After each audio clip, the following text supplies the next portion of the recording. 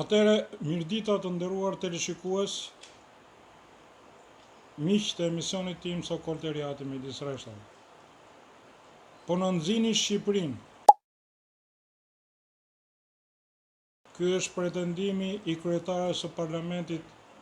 Spiro Pali, i shefit të saj Edi Rama, si dhe një tuf analistëve të cilët po komentojnë në studio lëvizjet politike të liderit të opozitës Sali Berisha. Para dhe pas zgjedhjeve ai ka pasur takime në Bruksel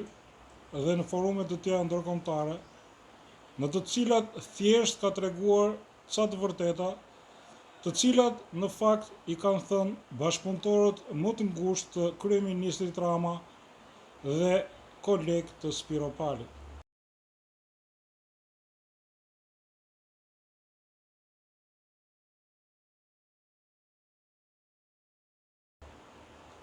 Le t'i marrim me radhë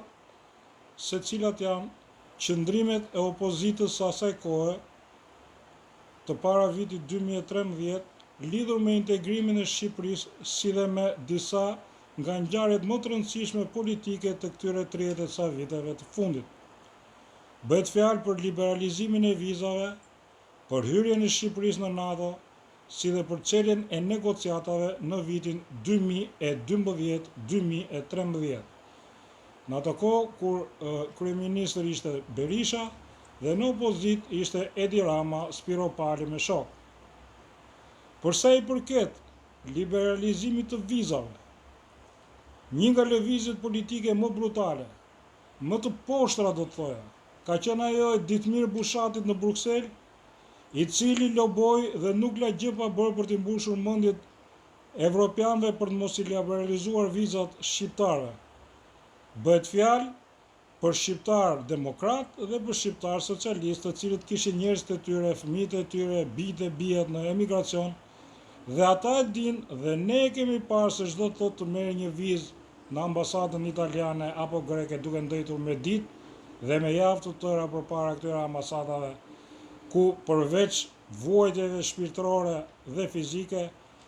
bëhej fjalë dhe për dinjitetin njerëzor i cili ishte në fund të këmbëve. Fatmirësisht, evropianët u treguan më shqiptar se Ditmir Bushati dhe i liberalizuan vizat, i cili është veprimi politik apo suksesi politik më i madh i klasës politike shqiptare,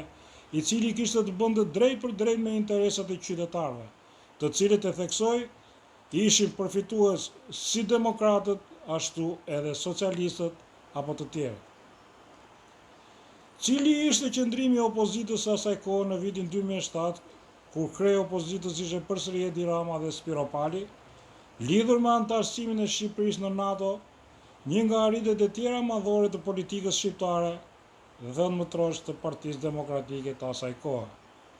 Se sa rëndësi kishte antarësimi i Shqipërisë në NATO po e tregojnë ditët e sotme, kur bota është në kaos, në kolaps dhe në plagë të luftës së tretë botërore. Edi Rama, Spiro Pali dhe kolegët e vetë socialistë në atë kohë në opozit nuk lajnë gjë pa anatemuar NATO-n me paturpsi më të madhe dhe nuk lajnë gjë pa bërë që Shqipëria mos arrinte atë sukses të jashtëzakonshëm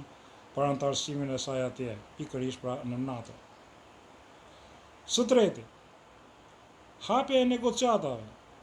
për të cilat po flasim edhe tani, për të cilat foli sot edhe kryetarja e parlamentit Spiro Pali. Spiro Pali duhet ta di ashtu sikurse edhe Edi Rama se në vitin 2012 Shqipëria ishte në prag të hapjes së negociatave dhe kishte vetëm 3 pika për të plotësuar. Ndërkohë këto 12 vjet janë shtuar të paktën edhe 15 pika. Po pse atëherë nuk u hapën negociatat në vitin 2012-2013, të cilat po të ishin hapur në atë kohë, sot shqiptarët do e kishin me kohë pasaportën evropiane, për të cilën Edi Rama pretendon se do t'ia hapi shqiptarëve në vitin 2030. U bë se be pikërisht opozita asaj kohe, Edi Rama, Spiro Pali me shoqe, të cilët për rajonin e Fierit sabotuan hapjen e negociatave, pra dogjën Shqipërinë dhe shqiptarët. Është me të vërtet e pabesueshme dhe qesharake, por me të vërtet kështu ka ndodhur. Pra, autorët kryesor të nxirjes së Shqipërisë, të dëmit kolosal përveç të tjerave që deshin t'i bënin asaj, në 3 prearritjeve më kryesore, që janë liberalizimi i vizave, futja në NATO dhe hapja e negociatave, është pikërisht kjo Spiropali e cila sot kërkon bashkëpunimin.